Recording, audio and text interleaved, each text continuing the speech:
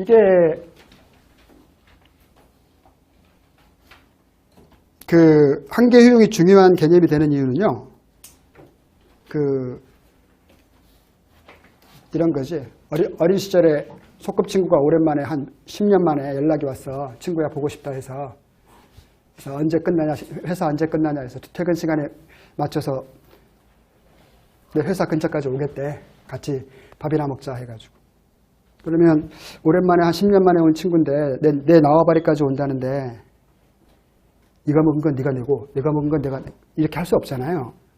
그때는 우리가 불가피하게 비합리적으로 행동해야지. 그래 오늘은 내가 한 방 쏠게. 알아 해가지고. 그래가지고 내 단골 술집에 데리고 갔단 말이야.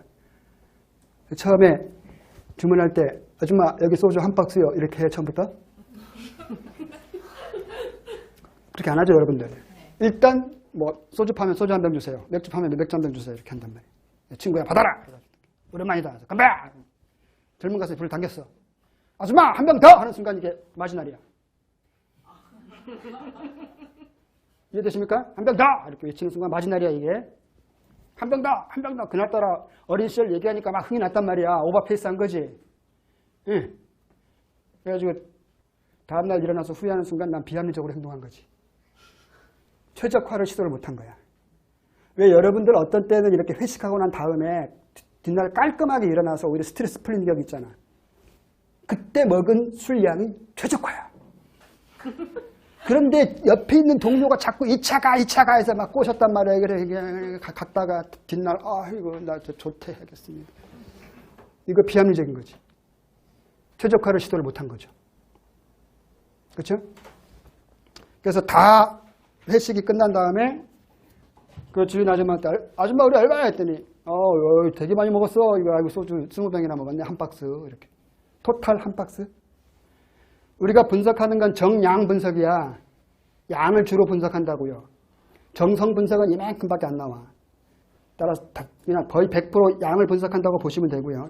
양에는 항상 토탈이 있는 거죠. 총량이. 이 총량이 주는 정보가 있겠죠.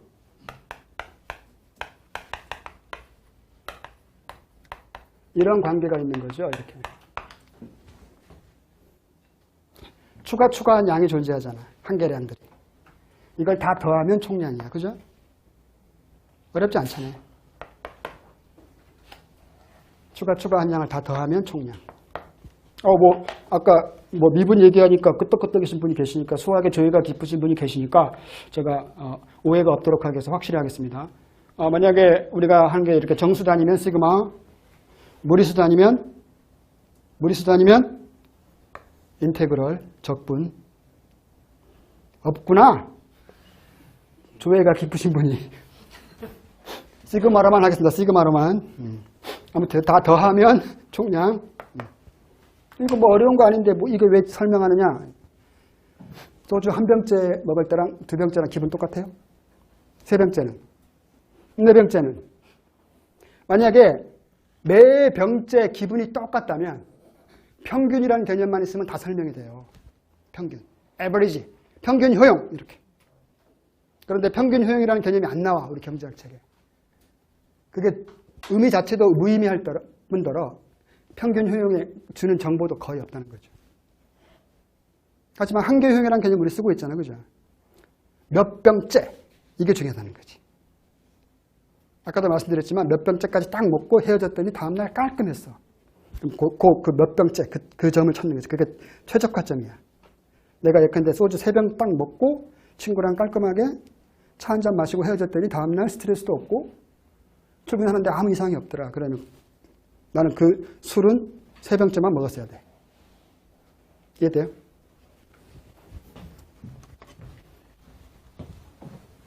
한계용 체감 법칙이었어요.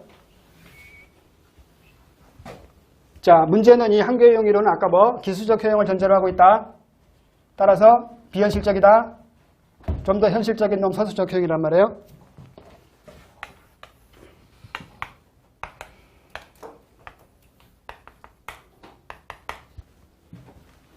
이 그림은 이것도 2차원으로 그린 거예요. 지금 Y는 이놈이거든.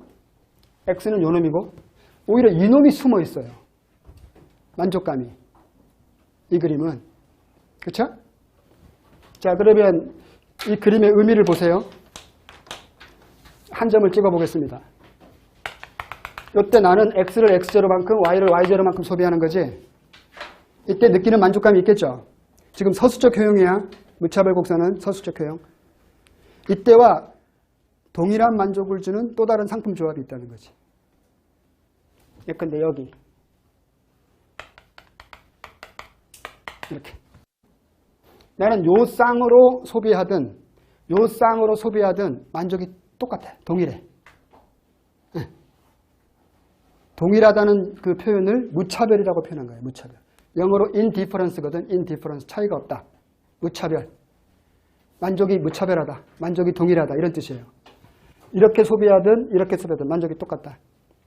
이렇게 동일한 만족을 주는 상품 조합들을 연결한 선. 이거를 무차별 곡선이라고 하는 거예요. 따라서 같은 무차별 곡선상에 있는 모든 점들은 다 만족이 똑같아. 오케이? 하지만 이놈은 같은 무차별 곡선이 아니죠? 이놈보다 더 위에 있단 말이야. 그죠? 원점에서 봤을 때. 따라서 이 원점에서 멀리 있는 무차별 곡선일수록 만족이 커요. 왜냐하면 최소한 어때요? 하나 이상의 상품 소비량이 많거든. 둘 다 많을 수도 있고. 그죠? 따라서 more is better. more is better. 많으면 많을수록 좋다. 그러니까 원점에서 가까운 놈보다 원점에서 멀리 있는 무차별 곡선은 분명히 가까이 있는 놈보다 더 많은 소비량을 의미하기 때문에 만족도 면에서도 클 것이라는 거지. 오케이? 무차별 곡선의 특징. 원점에서 멀리 갈수록 효용이 크다. 두 번째, 일반적인 무차별 곡선은 이렇게 오른쪽으로 내려가는 기울기를 형성하더라. 오른쪽으로 내려가는 이유가 뭐냐면 예컨대 요 점에서 요 점으로 간다고 보세요. Y는 줄여 소비하는 대신에 X는 더 늘려 소비하고 있는 거죠. 하나는 줄인 대신에 하나는 늘리는 거야. 요거 대신에 요놈. 대신이라는 말을 경제학 책에서는 대체라고 써요. 이게 일본식 그 번역본을 우리나라에서 무차별하게 무분별하게 받아들이다 보니까 일본식 한자말이 많아. 경제학 책에는. 원래 대체라는 말은 우리나라 말 아닙니다. 대신 또는 교체. 이게 우리나라 말이지. 근데 일본은 대체라고 그래요. 그 환전소에 가보면 한자말로 대체라고 적혀 있습니다. 환전소에 가보면. 우리나라는 교환이라고 하는데. 따라서 X제와 Y제 간에 대체성이 존재하는 거지. 요거 대신에 요 놈으로 이렇게. 그러면 우하향할 수밖에 없겠죠. 그죠? 따라서 우하향하다면 대체성이 존재하는 거야. 그럼 몇 대 몇으로 대체해주면 만족이 똑같을까? 궁금하지 않나요? 이 비율이 존재하잖아. 그 비율을 나타내는 그 단어가 바로 우리가 공부해야 될 한계 대체율이야. 이것도 앞에 한계란 말이 붙어버렸어요. 그냥 대체율도 아니고. Marginal rate of substitution XY. 따라서 그냥 대체 비율 하면 이렇게 하면 되거든. X 몇 개당 Y 몇 개냐 이렇게 하면 되는데 이게 앞에 한계란 말이 붙으니까 무조건 추가적이다 해가지고 이렇게. 추가적인 단위를 나타내는 수학적 기호로서 이 델타 기호를 쓰는 거란 말이에요. 그리고 여기다가 마이너스를 붙여줘요. 이 마이너스는 값이 마이너스가 아니라 분모 분자가 서로 반대 방향으로 움직이고 있다. 이런 뜻밖에 없어. 하나가 늘면 하나는 줄고 있다. 이런 뜻밖에 없어요. 값이 마이너스가 아니고 X가 늘고 있다면 Y는 줄고 있다. 이렇게. 반대로 X가 줄고 있다면 Y가 늘고 있다. 이런 뜻이에요. 이 마이너스는.